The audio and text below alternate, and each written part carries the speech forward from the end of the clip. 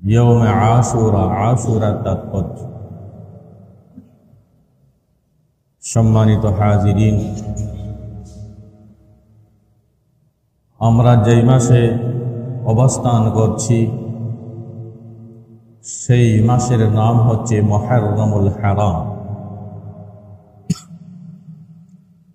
আরবি মাসের প্রথম মাস হচ্ছে মুহররমুল হারাম। এই মুহররমের আজকে হচ্ছে ৮ তারিখ। আগামী কাল ৯ তারিখ, পরশু ১০ তারিখ। ১০ই মুহররম কে বলা হয় ইয়ৌমে আশুরা। ইয়ৌমে আশুরার তাৎপর্য সম্পর্কে আপনাদের খেদমতে আল্লাহ যদি তৌফিক দান করেন কিছু আলোচনা রাখব। সম্মানিত, তার সুপ্রসঙ্গে স্বয়ং আল্লাহ পাক রব্বুল আলামিন কোরআনে পাকের সূরা তাওবার ৩৫ নম্বর আয়াতে বলেন, ইন্না ইদ্দাতাশ শুহুরি ইনদাল্লাহি 12 শাহরান ফি কিতাবিল্লাহি ইয়াওমা খালাকাস সামাওয়াতি ওয়াল আরদি মিনহা আরবা'তুন হুরুম। আল্লাহ তাআলার কিতাব অনুযায়ী আল্লাহর নিকট মাস সমূহের সংখ্যা হচ্ছে 12 চন্দ্র মাস। মাসের এই সংখ্যা আসমান এবং জমিন সৃষ্টির দিবস থেকেই এই 12 মাসের মধ্যে 4টি মাস হচ্ছে সম্মানিত মাস: যুলকাদা, যুলহজ্জা, মুহররম, তার মানে হচ্ছে রজব। এই মাসগুলিতে যুদ্ধ, বিগ্রহ এবং রক্তপাত হারাম ছিল।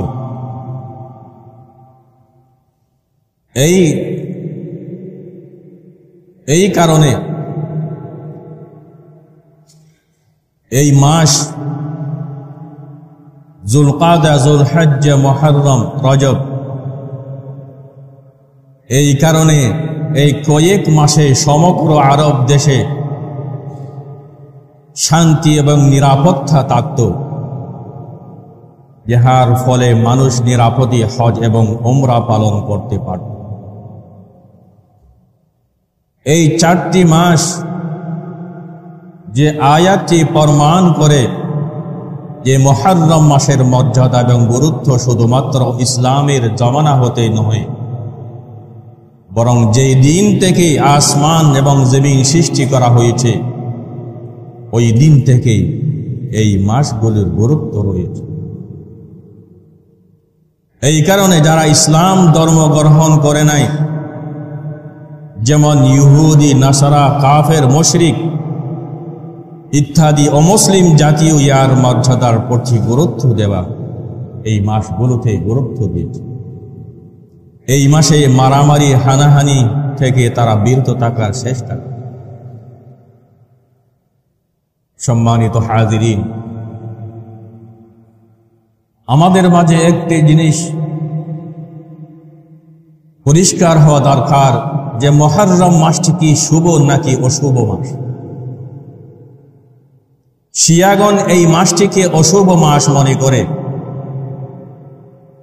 কারণ তাদের নিকট শাহাদাত বরণ করা একটি জঘন্য অন্যায়। যেহেতু হযরত হুসাইন রাদিয়াল্লাহু তাআলা আনহুর শাহাদাত এই মাসে হয়েছিল, এই কারণে শিয়ারা এই মাসে বিবাহ, শাদী এবং খুশির কোনো অনুষ্ঠান করাকে অশুভ মনে করে। পক্ষান্তরে মুসলমানগণের নিকট এই মাসটি অতি সম্মানী এবং ফজিলতের মাস, কারণ যার নামের মধ্যেই সম্মান এবং মর্যাদার অর্থ নিহিত রয়েছে, তাহাকে অশুভ কিছুতে স্পর্শ করতে পারে না। বরং এই কথা বলে চলে যে এই মাসে হযরত হুসাইন রাদিয়াল্লাহু তাআলা আনহু শাহাদতের কারণে তাহার শাহাদতের মর্যাদা বৃদ্ধি পেয়েছে। বলা বাহুল্য জনসাধারণের এই ধারণা ভুল যে হযরত হোসেন রাদিয়াল্লাহু তাআলা আনহু মুহররমের শাহাদত বরণ করার কারণে মুহররম মাস ফজিলত এবং সম্মানের মাস হয়েছে, অথচ এই মাসের ফজিলত দুনিয়ার প্রথম থেকেই সাব্যস্ত হয়েছে। মুহররম আনন্দের মাস হওয়ার কারণ ইতিহাস প্রমাণ করে যে দুনিয়ার ইতিহাসে যে সমস্ত বড় বড় যে ঘটনা ঘটেছিল সেগুলোর অধিকাংশই মুহররমের 10 তারিখে হয়েছিল।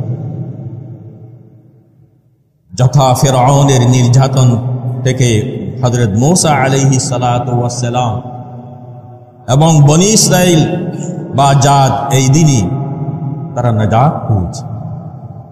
এই কারণে তাদেরকে এই নিয়ামতের শুকর আদায় করার জন্য এই দিনে রোজা রাখার হুকুম দেওয়া হয়েছে।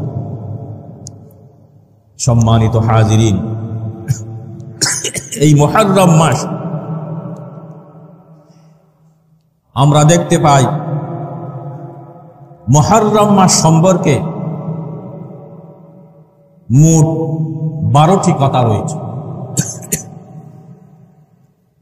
প্রথম হচ্ছে মুহররম মাসের তাৎপর্য, যে সূরা তওবার 29 নম্বর আয়াতে আমি বলেছি যে 12টি মাসের মধ্যে 4টি মাস হচ্ছে সম্মানিত মাস এবং কোরআন হাদিস থেকে প্রমাণিত। দ্বিতীয় কথা হচ্ছে মুহররম মাসের একটা নির্দিষ্ট তারিখ আছে যার অনেক গুরুত্ব, সেটা হচ্ছে 10 তারিখ। এই 10 মুহররমের মধ্যে রোজা রাখার তাৎপর্য বুখারী শরীফের হাদিসের মধ্যে উল্লেখ আছে। নবী সাল্লাল্লাহু আলাইহি ওয়াসাল্লাম দেখলেন যে ইহুদরা মুহররমের 10 তারিখ আশুরা রোজা রাখে। নবী সাল্লাল্লাহু আলাইহি ওয়াসাল্লাম প্রশ্ন করলেন, মা হাদা, তোমরা এই দিন রোজা রাখো, এটা কোন দিন? ইহুদিরা বলল, এটা একটা ভালো দিন, ইয়াউমুন সালেহ, হাদা ইয়াউমুন নাজ্জাল্লাহু ফীহি বনী ইসরাঈল মিন আদুবিহি।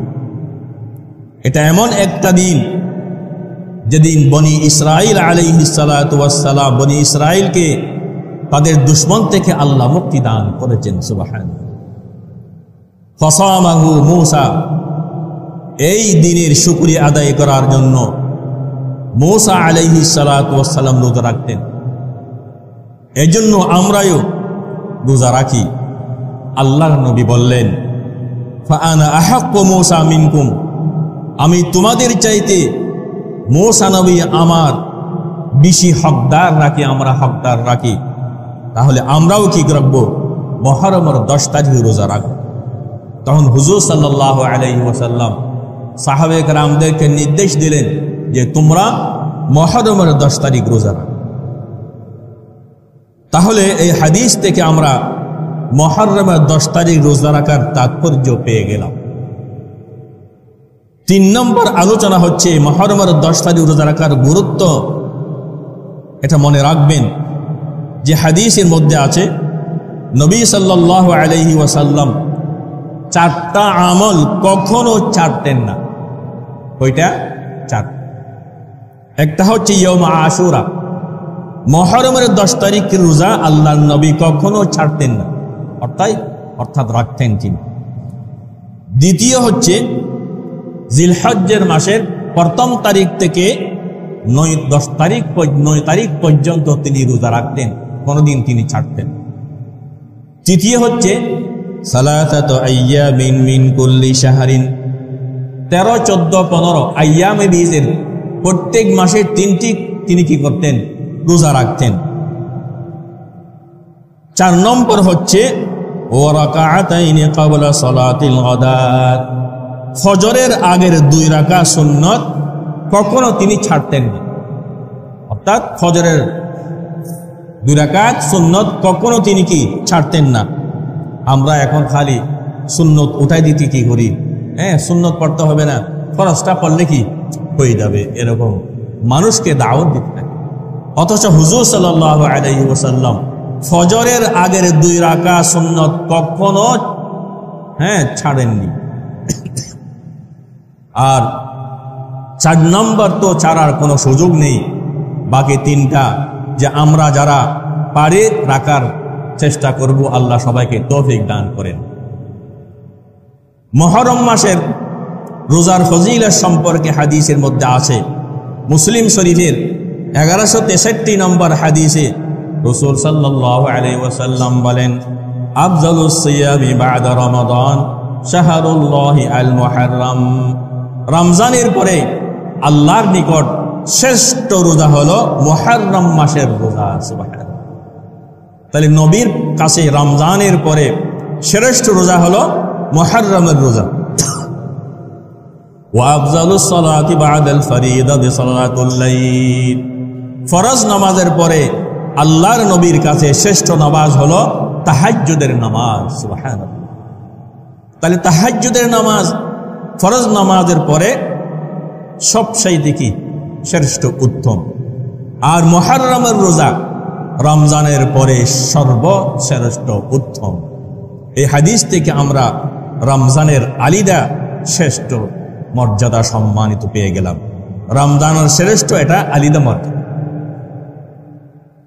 আশুরা রোজার ফজিলত তিরমিজি শরীফে 752 নম্বর হাদিস রাসূল সাল্লাল্লাহু আলাইহি ওয়াসাল্লাম বলেন, সিয়ামু ইয়াউমি আশুরা ইন্নী আহতাসিবু আলাল্লাহি আন ইউকাফিরা সানাতাল্লাতী ক্বাবলা। হুজুর সাল্লাল্লাহু আলাইহি ওয়াসাল্লাম বলেন, যদি কোনো ব্যক্তি মুহররমের 10 তারিখ রোজা রাখে, আমি নবী আশা করি তার আগের 1 বছরের গুনাহ মাফ করে দেন। আশুরার রোজা রাখলে আগের 1 বছরের গুনাহ মাফ। আর আরফার রোজার সম্পর্কে আছে আগের 1 বছর, পরের 1 বছর, 2 বছরের গুনাহ মাফ। সুবহানাল্লাহ। মুহররমের 10 তারিখ করণীয় কি? মুহররমের 10 তারিখ আমরা কি করব? 10ই মুহররম মূলত আমাদের হচ্ছে 2টি কাজ। একটা হচ্ছে রোজা অবস্থায় কাটানো, রোজায় অবস্থা কাটানো। রোজা কটা রাখবেন এটা আমি বলছি, রোজা অবস্থায় কাটানো। আরেক নম্বর হচ্ছে তওবা করা। কি করা? তওবা করা। তাহলে রাসূল সাল্লাল্লাহু আলাইহি ওয়াসাল্লামের হাদিস আব্দুল্লাহ ইবনে আব্বাস রাদিয়াল্লাহু তাআলা আনহু থেকে বর্ণিত যে রমজানের পরে সবচাইতে দিনের মধ্যে আল্লাহর নবীর রোজা গুরুত্ব দিতেন মুহররমের 10 তারিখের।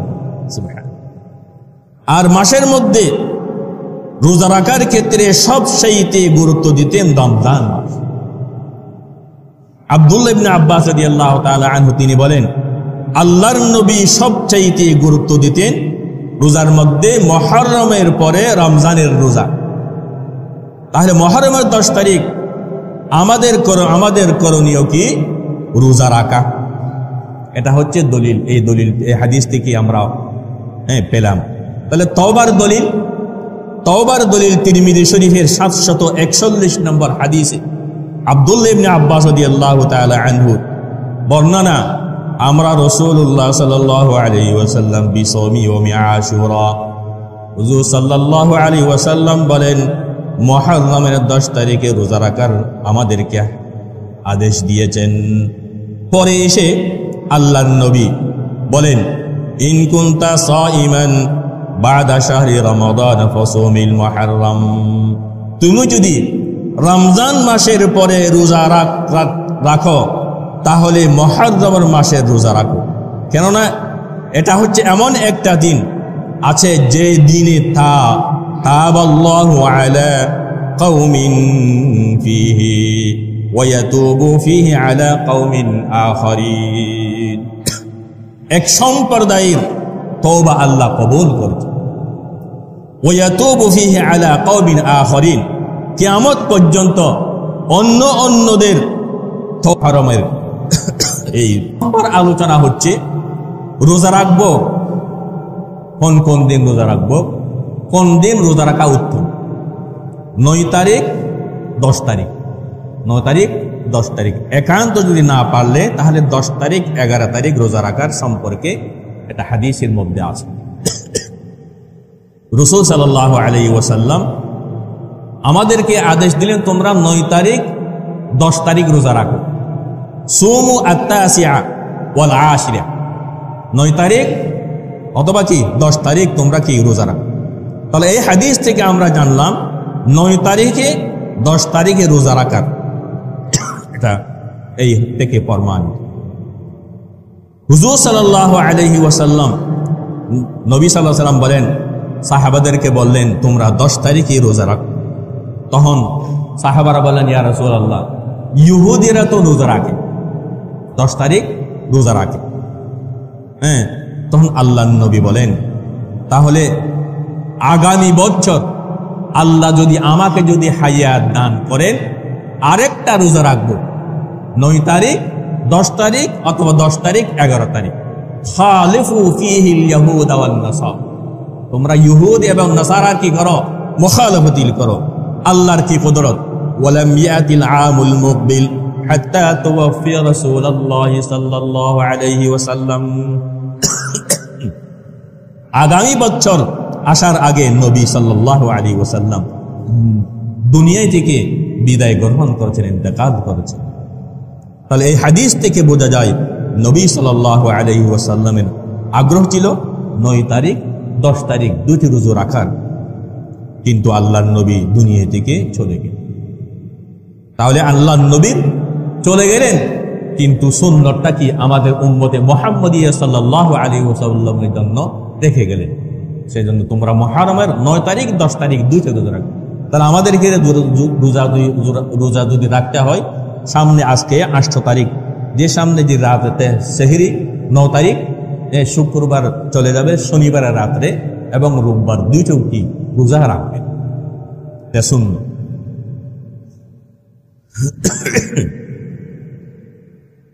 রাসূল সাল্লাল্লাহু আলাইহি ওয়াসাল্লাম রমজানের এটা রোজা ফরজ হওয়ার আগে মুহররমের রোজা কি ছিল, ফরজ ছিল। মুহররমের 10 তারিখ রোজা কি ছিল, ফরজ ছিল। যখন রমজানের রোজা ফালাম্মা ইফতুরিজা ফি রমাদানা, রমজানের রোজা যখন ফরজ হয়েছে তখন এই মুহররমের 10 তারিখের রোজা সুন্নাত মুস্তাহাব হিসাবে কি হয়েছে, প্রমাণিত হয়েছে। তৃতীয় 9 নম্বর আলোচনা হচ্ছে মুহররমের দিনের বর্জনীয়। মুহররম মাসের এই বর্জনীয় হচ্ছে 7টা জিনিস আমাদেরকে কি করতে হবে, বর্জন করতে। 1 নম্বর হচ্ছে তাজিয়া মিছিল বের করা। হ্যাঁ, তাজিয়া হচ্ছে একটা কবরের মতো বানানো, এর সাথে এলাকা ঘোরাফেরা করে নজরানা পেশ করে।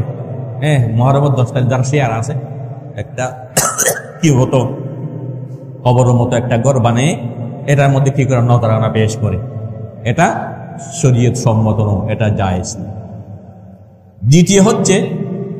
দ্বিতীয় বর্জন করতে হবে, একটা ঘরকে কেন্দ্র করে তারা মুরসিয়া পাঠ করে, কবিতা শের আশার এটা পাঠ করে।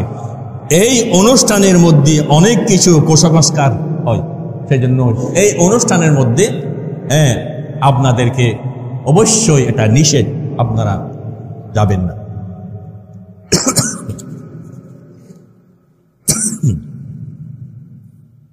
তৃতীয় যে বর্জন, যে বিলাপ করা।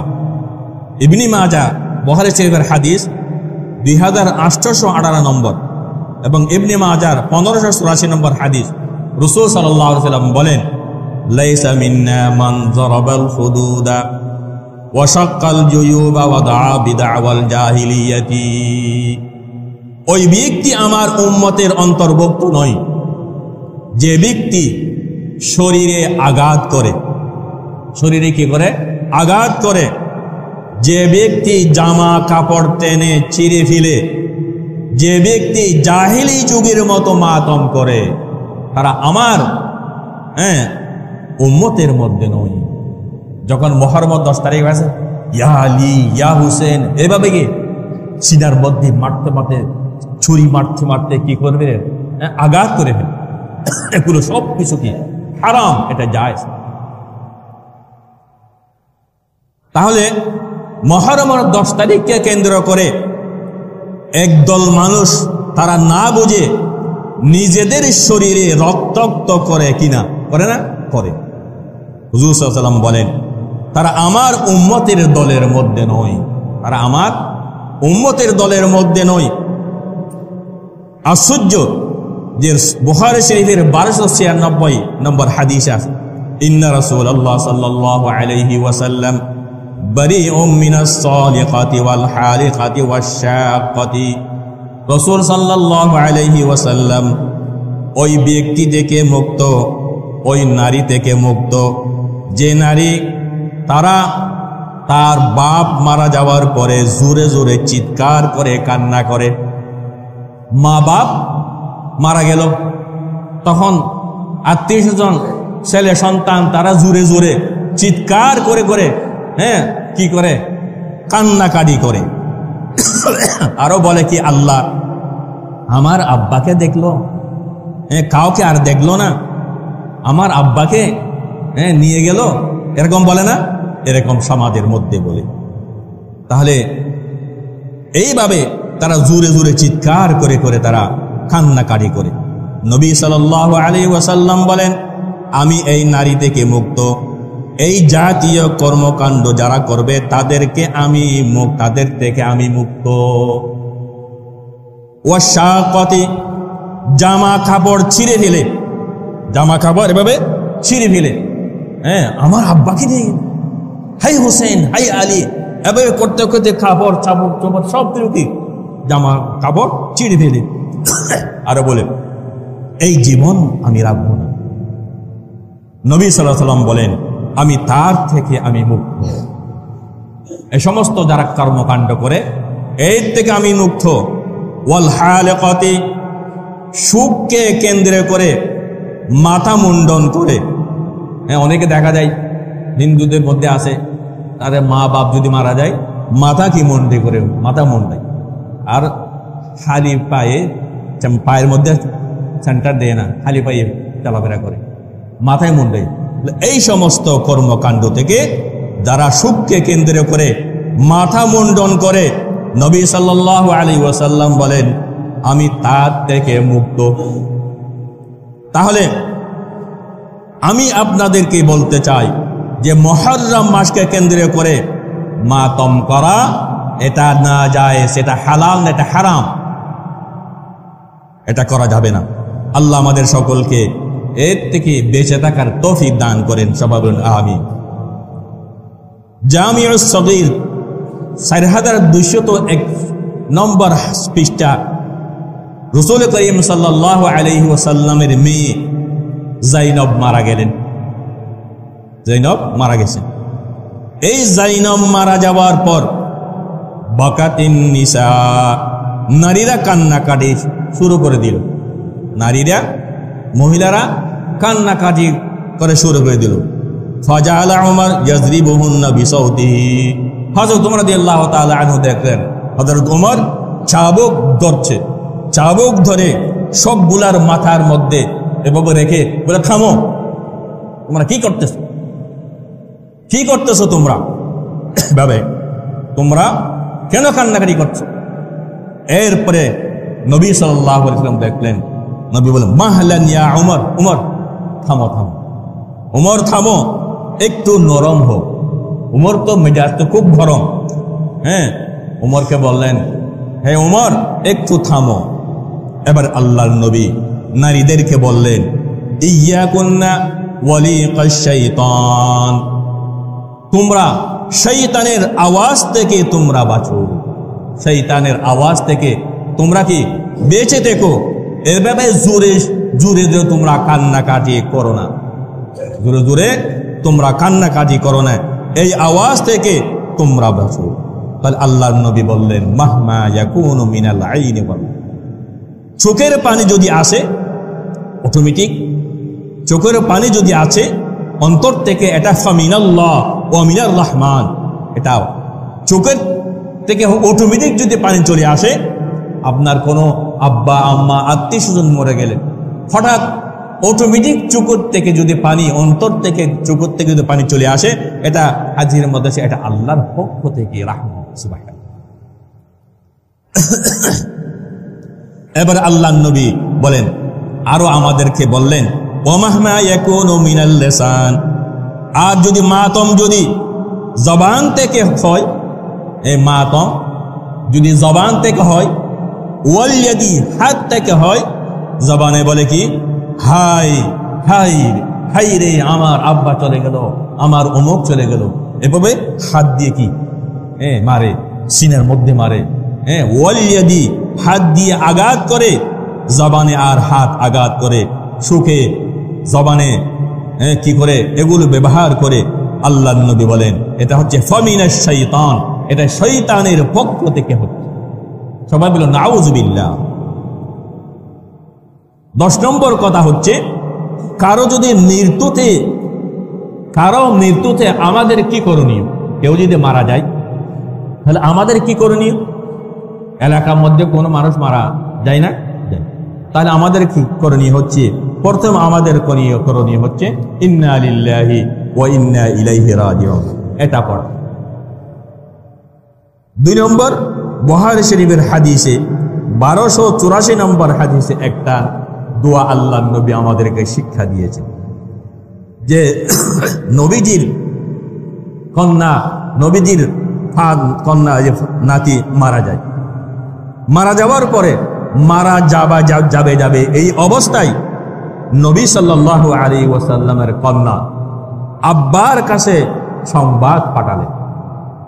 একটু বলেন যে ইন্নালি কবিজা, আমার আব্বা, আমার ছেলেটা মুমূর্ষ অবস্থায় আছে, আমার ছেলেটা মুমূর্ষ অবস্থায় আছে, আপনি একটু আসেন। আব্বা যাবে, আব্বা মেহেরবানি করে একটু আমার বাসায় আসেন, এটা খবর পৌঁছাইলেন। এটা বুখারী শরীফের হাদিস। তখন নবী সাল্লাল্লাহু আলাইহি ওয়াসাল্লাম উত্তর পাঠিয়ে দিলেন, যাও আমার কন্যাকে সালাম দিবা, আমার কন্যাকে সালাম দিবা। সালাম দেওয়ার পরে বলবেন, ইন্না লিল্লাহি মা আখাযা ওয়া লাহু মা আ'তা, যেটা নিয়ে যায় এটাও আল্লাহর, আর যেটা রেখে দেয় এটাও আল্লাহর। সুবহানাল্লাহ। আপনার 3টা সন্তান আছে, 2টা সন্তান নিয়ে গেল, এটাও আল্লাহর, রেখে গেল এটাও কি আল্লাহর। ওয়া কুল্লু শাইইন ইনদাহু বিআজালিন মুসাম্মা, আল্লাহর কাছে প্রত্যেক জিনিসের নির্ধারিত একটা সময় আছে, নির্ধারিত একটা কি আছে, সময় আছে। সন্তান আল্লাহর পক্ষ থেকে যখন ডাক আসে তখন আল্লাহ নিয়ে যায়, এটা হচ্ছে আল্লাহর ফায়সালা। তখন নবী সাল্লাল্লাহু আলাইহি ওয়াসাল্লাম বললেন, যাও আমার মেয়েকে একটু বলে দাও, কি এটা আল্লাহর ফায়সালা, ওয়াল তাহসিব, আমার মেয়েকে একটু বলে দাও যে একটু করো, তুই সবর করতে বলো, ধৈর্য ধারণ করতে বলো, আমার মেয়েকে ধৈর্য ধারণ করতে বলো। আল্লাহ চাইলে নিয়ে যাবেন, চাইলে রেখে যাবেন, এইটা বলে আল্লাহ নবী সাল্লাল্লাহু আলাইহি ওয়াসাল্লাম আল্লাহর নবীর মেয়েকে সান্ত্বনা দিলেন। এরপরে মুহররমের 10 তারিখে আরো বর্জনীয় হচ্ছে, এই দিন এই মনে করে যে পানি পান করানো, যে অন্যকে যে বলেন যে কারবালার ময়দানে পানির পিপাসায় তার নবীর নাতি তার সাথীদেরকে পানি দেয় নাই, এই দুঃখে শোকাহত হয়ে ওই দিন পানি করায়। আজকে যে আমরা পানি পান করাচ্ছি, এই যদি শোকে দুঃখে নিয়ে যদি নিয়ত করিতে পানি করা, এটাও ঠিক না, এটা বর্জন করতে হবে। আরেকটা বর্জন হচ্ছে খালি পায়ে বাচ্চাদেরকে রাস্তায় ছেড়ে দেওয়া। খালি পায়ে রাস্তায় বাচ্চাদেরকে ছেড়ে দেওয়া বরকতের আশায় খালি পায়ে রাস্তার মধ্যে বাচ্চাদেরকে ছেড়ে দেয়, এটাইও নিষেধ। আল্লাহ জানে এটা কোথা থেকে আসে এই সমস্ত। নম্বর 7 বর্জনীয় হচ্ছে এই দিনকে কেন্দ্র করে 1 তারিখ থেকে 10 তারিখ পর্যন্ত ডোল তাবলা বাজানো। 1 তারিখ থেকে 10 তারিখ পর্যন্ত ডোল তাবলা বাজানো এটা জায়েজ নাই, এটা হারাম। হাদিসের মধ্যে আছে রাসূল সাল্লাল্লাহু আলাইহি সাল্লাম বলেন, সাউতানে মালউনান, 2টি আওয়াজ অভিশপ্ত, 2টি আওয়াজ অভিশপ্ত, আল্লাহর লানত।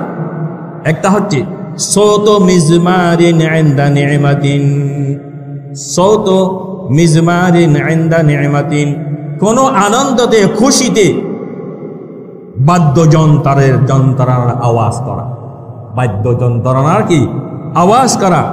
তাহলে বিয়া শাদীতে আমরা যে খুশির মধ্যে দুল তাবলা বাজাই ইত্যাদি, এগুলো সব হচ্ছে শয়তানের আওয়াজ।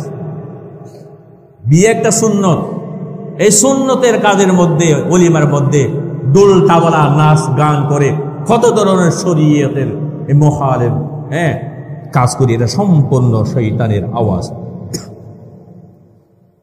এরপরে আরো আপনি কি করছেন, এই দুল তাবলা বেজিয়ে আওয়াজের অভিশপ্ত আওয়াজের মাধ্যমে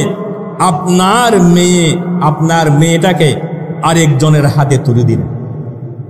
একজনের হাতে কি দিলেন? দুল তাবলা বেজিয়ে এগুলো আপনাদের একজনের হাতে আপনি এই তুলে দিলেন। এটা অভিশপ্ত আওয়াজ। এটা আপনার বাসায় মধ্যে দিন চলে, কেসেট চলে, এটা হচ্ছে কি লানত, আল্লাহর কি লানত।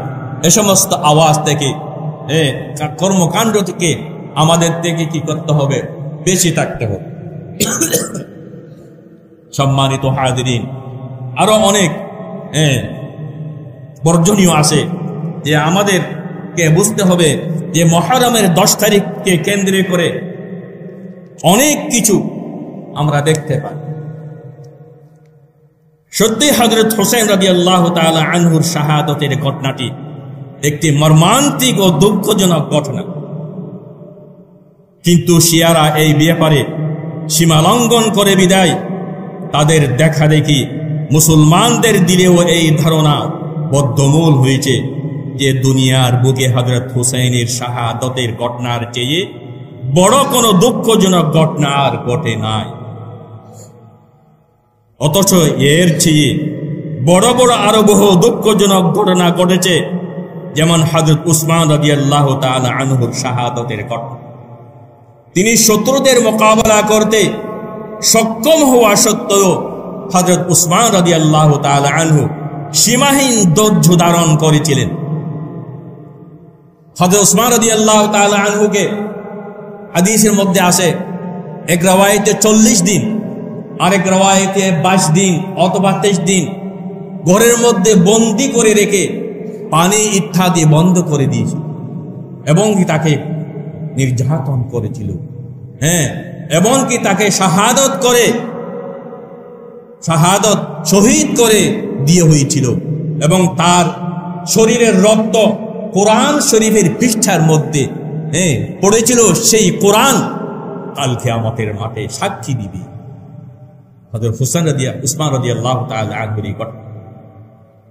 সম্মানিত হাজিরিন, কিন্তু আজ মুসলমানগণ রাসূল সাল্লাল্লাহু আলাইহি ওয়াসাল্লামের খলিফা জামাত হযরত উসমানের শাহাদাতের এই ঘটনা থেকে বেখবর, যে মনে হয় আসমান জমিন কাঁপিয়ে দেওয়ার মতো।